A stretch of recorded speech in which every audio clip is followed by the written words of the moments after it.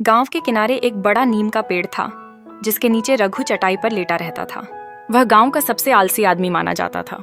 हमेशा की तरह वह सुबह सुबह खर्राटे मारता रहा, जबकि बाकी लोग खेतों की ओर निकल चुके थे।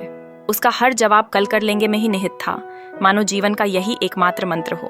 एक दिन हरिया, उसका दोस्त, उसे जगाने आया और बोला, अरे रघु, घर की दीवार गिर रही है, तू उसे ठीक क्यों नहीं करता?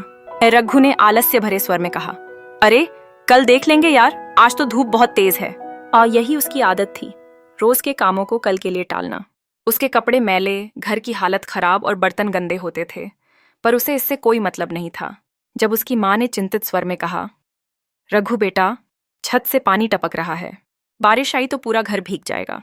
रघु ने सिर झुकाकर जवाब दिया, अरे अम्मा, कल ठीक कर दूंगा, आज बहुत नींद आ रही है।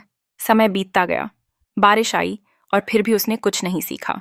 गांव के लोग उसे समझाते रहे, लेकिन रघु ने सिर्फ सपने देखे, बिना मेहनत के अमीर बनने के। राजा का संदेश लेकर एक सैनिक आया। उसने घोषणा की, जो कल सुबह तक राजमहल की खेतों की जुताई पूरी करेगा, उसे 100 सोने के सिक्के और एक बैल की जोड़ी दी जाएगी। पर यह सुनकर गांव में हलचल मच गई, लेकिन रघु ने फिर वही आलस्य दर्शाया। सभी लोग खेतों में काम करने लगे, जब रघु भी खर्राटे मार रहा था।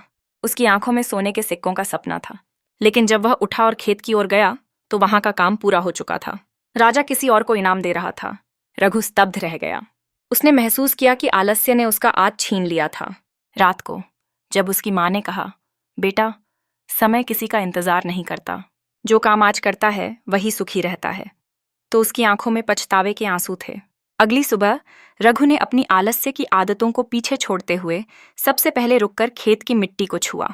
उसे समझ आया कि मेहनत का असली सुख क्या होता है। अब वह धीरे धीरे खेत जोतने लगा। पसीना बहता रहा, लेकिन उसके चेहरे पर मुस्कान थी।